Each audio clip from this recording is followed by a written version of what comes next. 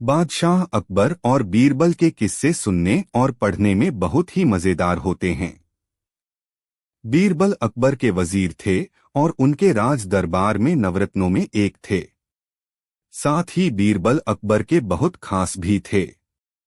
अकबर हर समस्या को सुलझाने में बीरबल की सलाह जरूर लेते थे।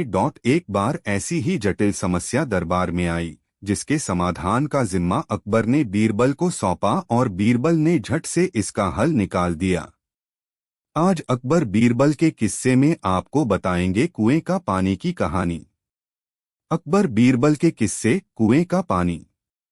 बहुत समय पहले की बात है। बादशाह अकबर के राज्य में किसान रहता था। किसान अपने खेतों की सिंचाई के लिए कुएं की तलाश में था। एक दिन जब वह खेत के आसपास घूम रहा था तो उसे अपने खेत के समीप एक कुआं नजर आया। कुआं दिखते ही किसान खुश हो गया। उसे लगा अब उसकी समस्या दूर हो जाएगी। इसके बाद किसान खुशी खुशी अपने घर चला गया।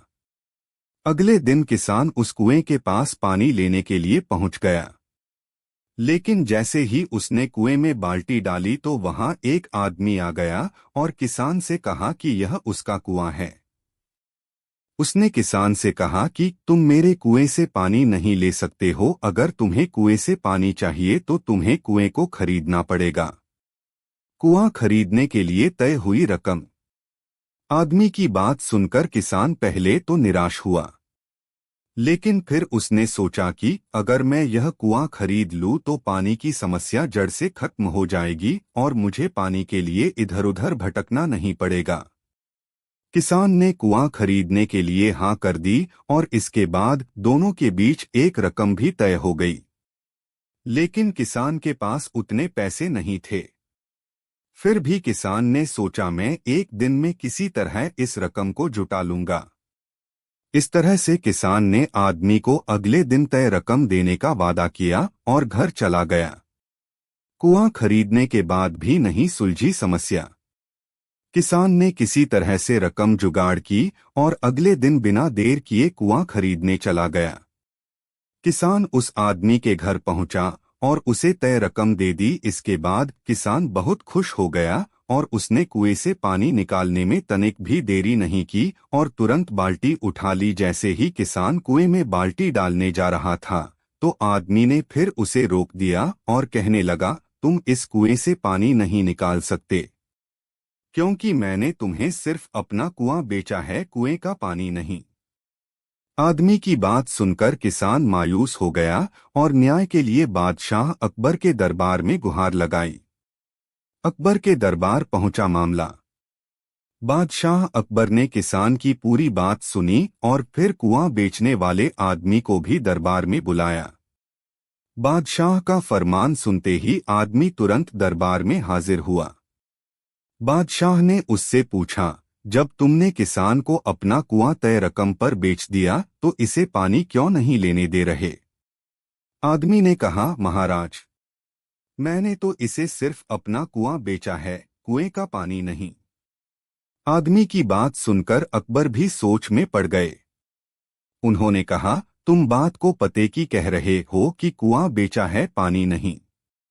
जब अकबर काफी देर तक सोच विचार करने के बाद भी समस्या का समाधान नहीं कर पाए तो उन्होंने बीरबल को बुलाया, क्योंकि अकबर जानते थे कि बीरबल बहुत ही बुद्धिमान है।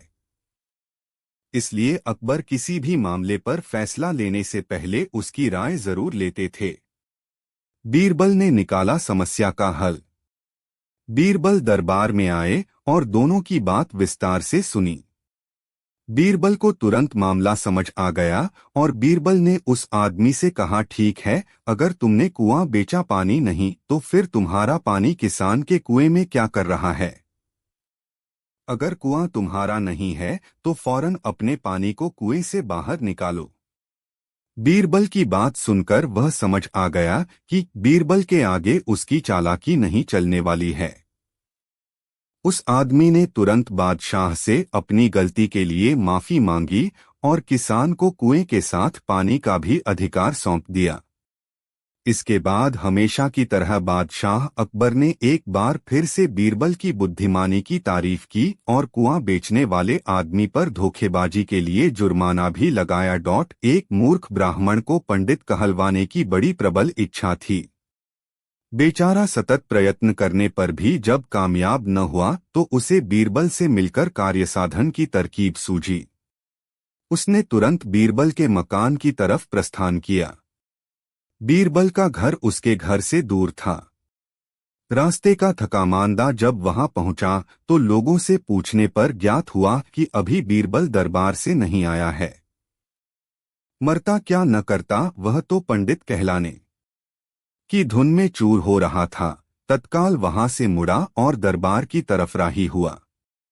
मौन मारे चला जा रहा था। अचानक बीच रास्ते में उसकी बीरबल से मुलाकात हो गई। वह बड़ी विनम्रतापूर्वक अपने दोनों हाथ जोड़कर बीरबल से बोला, बुद्धिवर प्रधान जी, मैं निरक्षर भट्टाचार्य हूँ, यानी मुझे पढ़ना लिखना कुछ भी नहीं आता। इस पर मुझे पंडित बनने की बड़ी अभिलाषा है। अपनी बुद्धि भर प्रयास करके हार गया पर मेरी मनोकामना सफल न हुई। अब लाचार होकर आपकी शरण में आया हूँ। कृपया मुझे इसका उपाय बतलाकर मेरी जीवन रक्षा कीजिए। एक मूर्ख ब्राह्मण को पंडित कहलवाने की बड़ी प्रबल इच्छा थी। बेचारा सतत प्रयत्न करने पर भी जब कामयाब न हुआ तो उसे बीरबल से मिलकर कार्यसाधन की तरकीब सूझी। उसने तुरंत बीरबल के मकान की तरफ प्रस्थान किया। बीरबल का घर उसके घर से दूर था। रास्ते का थकामांदा जब वहां पहुंचा तो लोगों से पूछने पर ज्ञात हुआ कि अभी बीरबल दरबार से नहीं आया है। मरता क्या न करता, वह तो पंडित कहलाने की धुन में चूर हो रहा था। तत्काल वहां से मुड़ा और दरबार की तरफ राही हुआ। मौन मारे चला जा रहा था। अचानक बीच रास्ते में उसकी बीरबल से मुलाकात हो गई। वह बड़ी विनम्रतापूर्वक अपने दोनों हाथ जोड़कर बीरबल से बोला, बुद्धिवर प्रधान जी, मैं निरक्षर भट्टाचार्य हूँ, यानी मुझे पढ़ना लिखना कुछ भी नहीं आता। इस पर मुझे पंडित बनने की बड़ी अभिलाषा है। अपनी बुद्धि भर प्रयास करके हार गया पर मेरी मनोकामना सफल न हुई। अब लाचार होकर आपकी शरण में आया हूँ। कृपया मुझे इसका उपाय बतलाकर मेरी जीवन रक्षा कीजिए। बीरबल ने कहा, इसमें आपके घबराने की बात नहीं है। इसका उपाय तो बड़ा ही सरल है। जो तुम्हें पंडित कहलाने की इतनी आकांक्षा है तो किसी चौराहे पर जाकर खड़े हो जाओ। जब तुम्हें कोई पंडित कहकर पुकारे तो उसे मारने दौड़ना। बस फिर देखोगे कि तुम जहां जहां जाओगे सर्वत्र लोग पंडित ही पंडित पुकारते फिरेंगे। बीरबल की युक्ति से वह मूर्ख ब्राह्मण बड़ा संतुष्ट हुआ। तुरंत आगे बढ़कर वह एक चौराहे पर खड़ा हो गया। इधर बीरबल भी जा पहुंचा और वहां के खेलते हुए छोटे छोटे लड़कों के कान में कुछ कहकर समझाया। फिर क्या था, चारों तरफ से पंडित पंडित की आवाज आने लगी और वह उन्हें मारने को दौड़ने लगा। उस चौमुहानी पर लोगों की भीड़ लग गई। लड़कों की देखादेखी बड़कों ने भी पंडित पुकारना प्रारंभ कर दिया। ज्यों-ज्यों वह लोगों पर चिढ़ता, त्यों-त्यों लोग और भी चिढ़ाते जाते थे। संध्या का समय था। अकबर अपने बाग में दरबारियों के साथ राजकीय विषयों पर विचार कर रहा था। इतने में तानसेन ने अपनी सारंगी मिलानी शुरू की। सबका ध्यान तानसेन के वाद्य की तरफ आकृष्ट हो गया। दरबार का शेष कार्य स्थगित कर दिया गया। तानसेन ने एक मनहरन तान सारंगी पर छेड़ी। चारों तरफ से वाह-वाह की ध्वनि आने लगी। बादशाह आनंदमग्न तकिए के सहारे लेटा हुआ सुन रहा था। चारों तरफ आनंद छा रहा था। इसी समय शहर का कोतवाल 2 आदमियों को लिए हुए आया। उन आदमियों के कपड़े खून से लथपथ हो रहे थे। कोतवाल के अचानक आ पहुंचने से बड़ा रंग भंग हो गया। बादशाह झल्ला गया और झिड़ककर कोतवाल से बोला, क्या तुमको इतनी भी तमीज न हुई कि यह समय दरबार का नहीं है? ऐसे मनबहलाव के समय बंदियों का लाना कहाँ तक उचित था? ये कैदी रात भर हवालात में रखे जा सकते थे। कल दरबार लगने पर इनके मामले पर विचार किया जा सकता था। फिर इतनी आतुरता दिखलाने का क्या कारण है? बादशाह की नाराजगी से कोतवाल सहम गया, परंतु बिना असलियत बतलाए भी काम नहीं चलते देखा। कुछ सोच समझकर उसने कहा, गरीब परवर, इसमें संदेह नहीं कि मैं इनको सुबह लेकर हाजिर हो सकता था, परंतु इनका मामला बड़ा बेढंगा है, जिस कारण मुझको विवश होकर इसी समय आना पड़ा। उससे ऐसा सुनकर बादशाह कुछ शांत होकर बोला, अच्छी बात है, इनका अभियोग सुनाओ। कोतवाल ने कहा, आज जब मैं नगर में गश्त लगाते हुए व्यापारियों की मंडी में पहुंचा तो क्या देखता हूं कि एक जगह बहुतेरे आदमियों की भीड़ लगी हुई है। जब वहां गया तो इस अपरिचित मनुष्य को इस नगर व्यापारी से मार पीट करते देखा। यह अपरिचित मनुष्य नगर व्यापारी को झिड़क रहा था कि अरे दुष्ट, आज से 5-7 वर्ष पहले तू मेरा दास था और वहां से छिपकर भाग आया है। बड़े परिश्रम के बाद आज तुझे पकड़ लिया है, अब मेरे रुपए अदा कर। इसको झिड़कते देख नगर व्यापारी बोला, नालायक, दास तो मेरा तू है, तुझे मैं आज कितने ही वर्षों से ढूंढ रहा था, भाग्यवश इस समय हाथ लगा है। इनकी आपस की ऐसी लड़ाई देखकर मैं इन्हें गिरफ्तार कर सरकार के सामने लाया हूं। अब आपकी जैसी मर्जी हो, इनका निपटारा कीजिए। बादशाह ने उनसे साक्षी मांगी।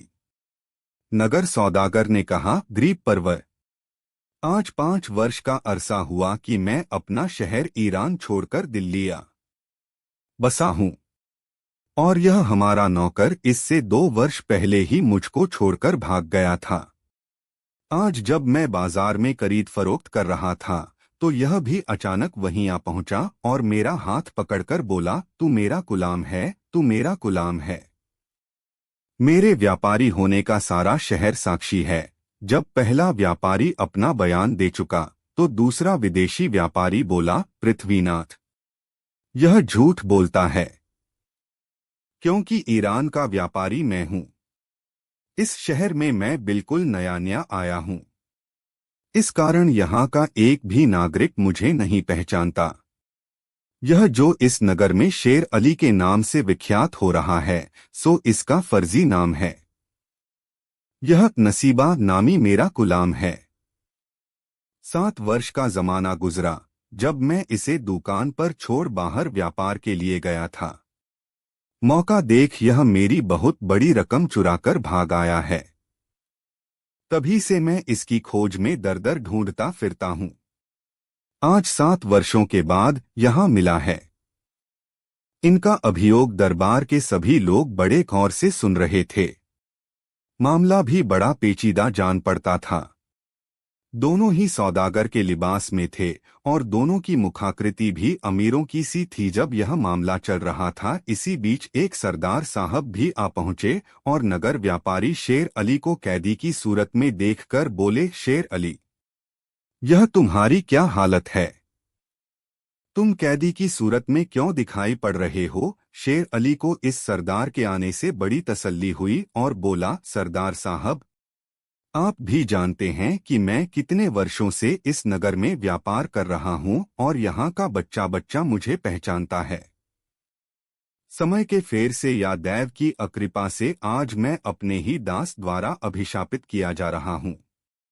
सरदार बादशाह को चिताकर बोला, गरीब परवर, यह शेर अली आजकल का व्यापारी नहीं है, बल्कि लड़ाई के समय में इसने कई बार सरकार को रुपए की मदद देकर राजभक्ति प्रकट की है। वह शेर अली की तरफ इशारा करके बोला, शेर अली, यह तुम्हारी ही उदारता का कारण था कि मैंने गुजरात जैसे सामर्थ्यशाली अधिपति पर विजय प्राप्त की थी। तुम्हारी वह मदद हमारी नहीं बल्कि बादशाह अकबर की मदद थी। सरकार की तरफ से तुमको अभी तक उसका कोई पुरस्कार नहीं मिला है। सरदार की इस सारगर्भित साक्षी से अकबर खुश हो गया और बोला, शेर अली को उस उपकार का बदला चुकाया जाएगा। बादशाह ने ईरान के सौदागर की तरफ इशारा करके कहा, क्यों भाई, तुमको भी किसी की साक्षी दिलानी है? यदि है तो उसे सामने लाओ। सरदार की साक्षी से तो नगर व्यापारी का शेर अली होना साबित होता है। ईरान का व्यापारी बोला, द्वीप परवर, मैं इस स्थान में पहले फल आया हूं। यहाँ की भाषा तक नहीं समझता और न यहाँ पर मेरा कोई परिचित ही है। अभी मेरा सामान भी बाहर ही पड़ा हुआ है। उसको यहाँ लाने में अभी कई दिन व्यतीत हो जाएंगे। फिर मैं किसकी साक्षी हूँ? हाँ, इतना जरूर है कि मैं दूर देशों से सुनता आ रहा हूँ कि आपके दरबार में बड़ा सच्चा न्याय होता है। इसलिए कृपया हमारा उचित न्याय करा दीजिए। लोगों की बातें सुनकर एक सभासद ने बादशाह अकबर से अर्ज किया, पृथ्वीनाथ, यह मामला बड़ा ही बेढंगा दीख पड़ता है। इसका फैसला कवि गंग से कराया जाए। वे ऐसे मामलातों को महज खिलवाड़ मात्र समझा करते हैं। बेचारा कवि गंग बड़ा घबराया और झट बोल उठा, हजूर, बीरबल के रहते इसका न्याय करने की दूसरे की आवश्यकता नहीं है। अतएव इसका न्याय बीरबल से ही कराया जाए। वे इससे कभी इनकार नहीं कर सकते। बादशाह तो पहले ही से समझ रहा था। उसने बीरबल को आज्ञा दी, इस मामले को अच्छी तरह जांचकर न्याय करो। बीरबल ने भी सहर्ष स्वीकार किया। बीरबल की कार्रवाई शुरू हुई। उसने दोनों व्यापारियों को पास बुलाकर उनसे बहुत प्रकार की पूछताछ की, परंतु फिर भी कुछ मतलब की बात हासिल न हुई। तब उसने एक नई सूझ निकाली। बीरबल उन दोनों सौदागरों को एक जगह खड़ा कराकर एक जल्लाद को नंगी तलवार लिए हुए बुलवाया। जब वह आकर हाजिर हुआ तो बीरबल उससे बोला, क्या देखता है? गुलाम को अभी मार डाल। बीरबल के मुख से इतना शब्द निकलते ही जल्लाद तलवार लेकर झपटा। उसका झपटना था कि नगर व्यापारी यानी नकली शेर अली अलग हट गया। बीरबल उसकी ऐसी हरकत देखकर तुरंत ताड़ गया कि असल में यही गुलाम है। उसने उसकी कलाई पकड़ ली। नकली शेर अली ने भी अपना गुलाम होना स्वीकार कर लिया और वह तुरंत कैद कर लिया गया। अनंतर दरबारियों के पूछने पर उसने कहा, असल में मैं ही अपने इस ईरानी मालिक असली शेर अली का गुलाम था। मेरी आदत धीरे धीरे बिगड़ने लगी। मैं हमेशा इसे हटाने की ताक में था।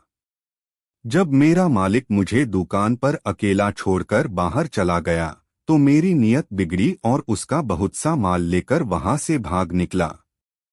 घूमते फिरते यहाँ पहुंचा और उस चोरी के रुपयों से व्यापार करने लगा।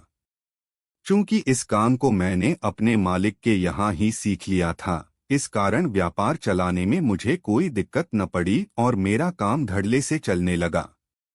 अब मैं असली शेर अली के नाम से विख्यात हो गया हूँ। इतने दिनों के परिश्रम से जो मैंने भारतवर्ष में अपना नाम प्रख्यात किया था, सो आज देव के प्रकोप से मिट्टी में मिल गया। अब मुझसे गुलामी करते नहीं बनेगी, अतएव कृपा कर मुझे प्राणदंड की आज्ञा दीजिए। बादशाह अकबर ने शेर अली से पूछा, शेर अली, अब तुम इस आदमी का क्या करना चाहते हो? शेर अली बोला, द्वीप परवर, अब मुझे इसकी कोई जरूरत नहीं है। मेरी बात रह गई। अब आपके जी में जो आए सो कीजिए। शेर अली के ऐसे संतोषप्रद वाक्यों से बादशाह को बड़ी प्रसन्नता हुई, परंतु उसने अपना राज किसी पर जाहिर न किया। यह भी पढ़ें, जानिए बीरबल की बेटी ने कैसे निकाला बैल का दूध, जिससे उड़ गए अकबर के होश। बैल का दूध। बेचारा अपराधी नसीबा जीवन की आस लगाकर एक तरफ खड़ा था। बादशाह उसकी तरफ लक्ष्य कर बोला, नसीबा, तुम्हारा अपराध प्राणदंड पाने के योग्य है, परंतु तूने मेरे साथ उपकार किया है और मैंने अभी तक तुझे उसका कुछ बदला नहीं चुकाया है। अतएव तुझे जीवन दान देता हूँ और पुरस्कार में तुझे दरबार का एक काम सौंपता हूँ।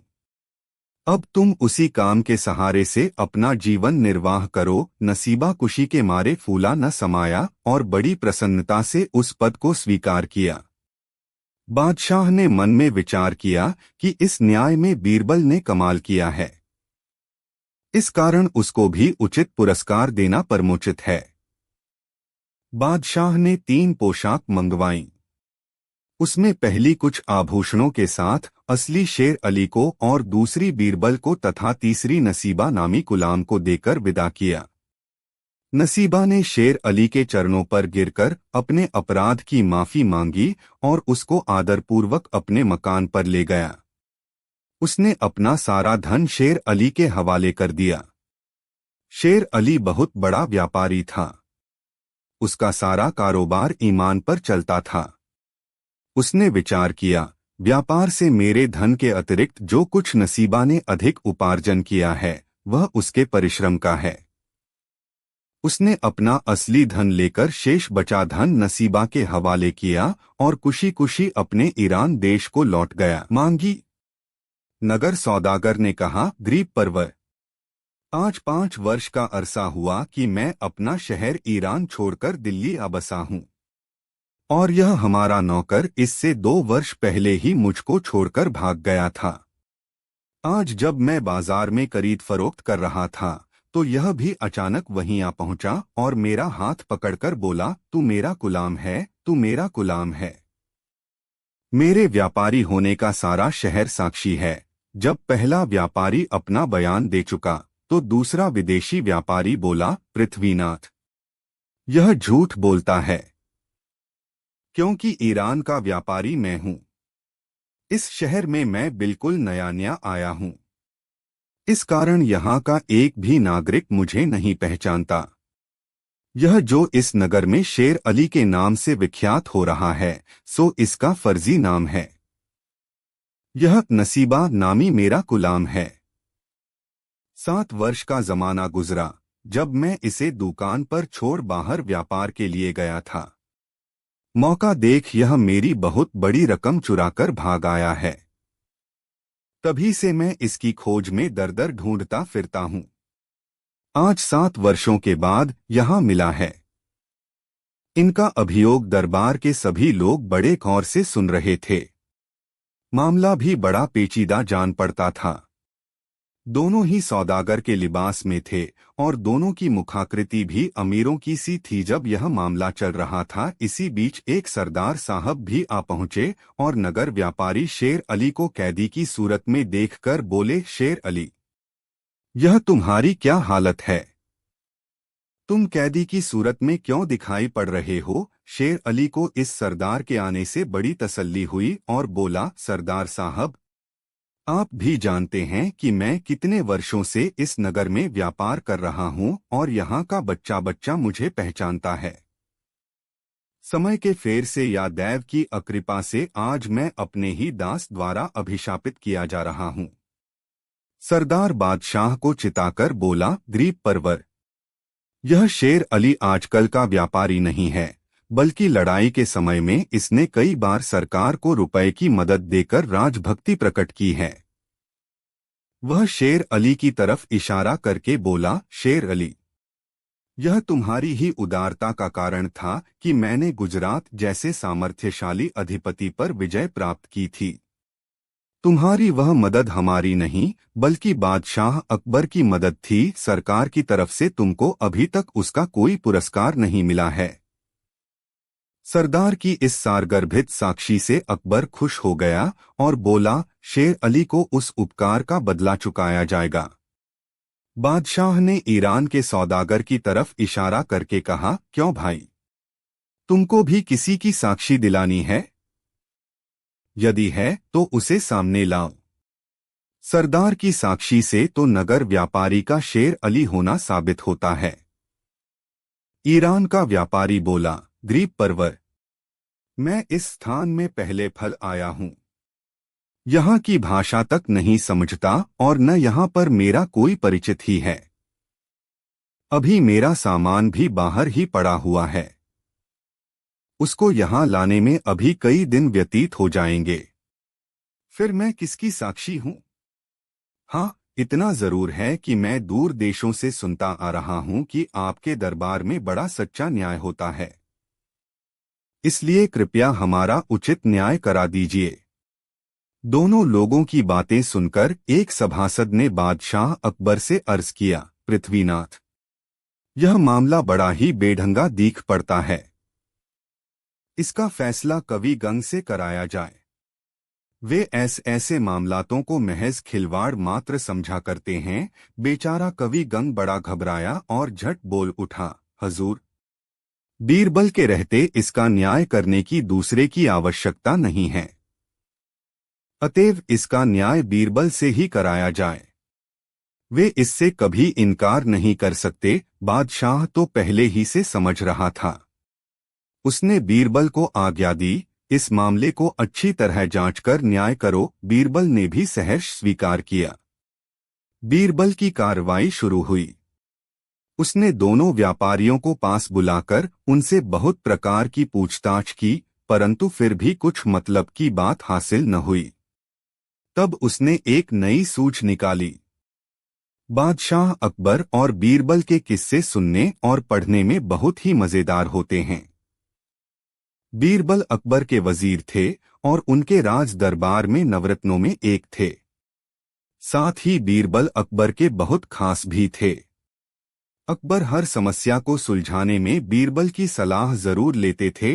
एक बार ऐसी ही जटिल समस्या दरबार में आई, जिसके समाधान का जिम्मा अकबर ने बीरबल को सौंपा और बीरबल ने झट से इसका हल निकाल दिया। आज अकबर बीरबल के किस्से में आपको बताएंगे कुएं का पानी की कहानी। अकबर बीरबल के किस्से, कुएं का पानी। बहुत समय पहले की बात है। बादशाह अकबर के राज्य में किसान रहता था। किसान अपने खेतों की सिंचाई के लिए कुएं की तलाश में था।